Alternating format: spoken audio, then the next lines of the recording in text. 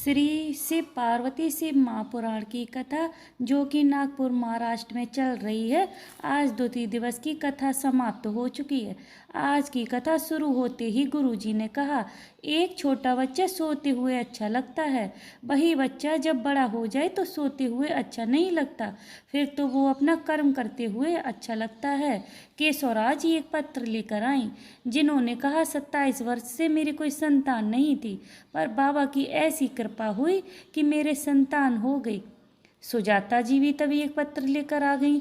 उन्होंने कहा 2015 से मैं वकालत का व्यवसाय कर रही थी, पर कोई भी लाभ नहीं मिल रहा था, पर बाबा की ऐसी कृपा हुई, एक लोटा जल चढ़ाया और एमपीपी का एग्ज़ाम भी नहीं क्लियर कर पा रही थी इतनी वर्षों से, पर बाबा ने मेरा एग्ज़ाम भी क्लियर करवा दिया और मेरी सरकारी नौकरी भी लगवा दी।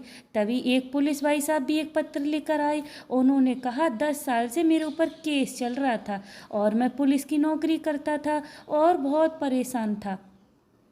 तभी मेरी पत्नी ने कहा, सियोर वाले ने कहा है सत्य की हमेशा जीत होती है, चलो क्यों ना हम दोनों मिलकर पशुपतिनाथ का व्रत करते हैं। तभी उन दोनों ने पशुपतिनाथ का व्रत किया और बाबा से प्रार्थना की, और मेरे भोले बाबा भी इतने दयालु हैं, ऐसी कृपा कर दी उनके ऊपर कि उनकी जो नौकरी थी उससे एक पोस्ट बढ़कर उनको नौकरी भी दिलवा दी और वो केस से भी फ्री हो गए। अरे मेघा गुप्ता जी भी पत्र लेकर आ गई और कहा 10 साल से मेरे कोई संतान नहीं थी, उसके बाद गर्भ ठहरा मेरा, तो डॉक्टर को दिखाया, डॉक्टर ने तो बोल दिया आपके गर्भ में 3 बच्चे हैं, लेकिन ये बच्चे ना एक ही नाल में हैं, इसलिए ये बच्चे जब भी जन्म लेंगे तो ये बच्चे मृत होंगे।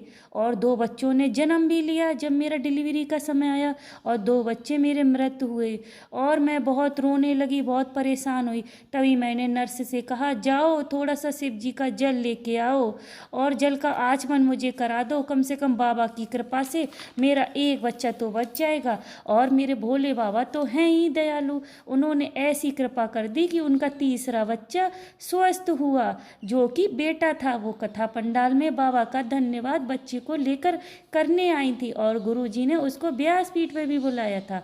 फिर गुरुजी ने कहा, आप सबको पता है नवरात्रों में मिट्टी का कलश क्यों रखा जाता है?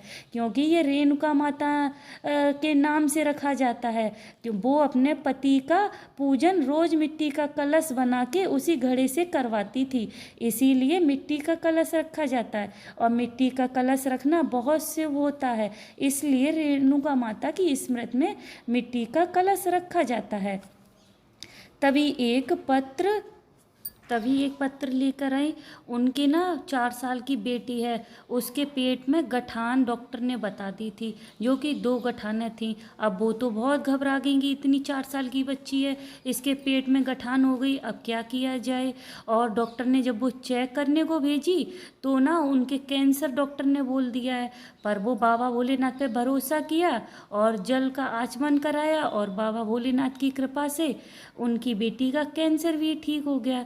और गुरुजी ने उनको व्यासपीठ पे उनकी बेटी को बुलाया और उसको खूब सारा आशीर्वाद दिया।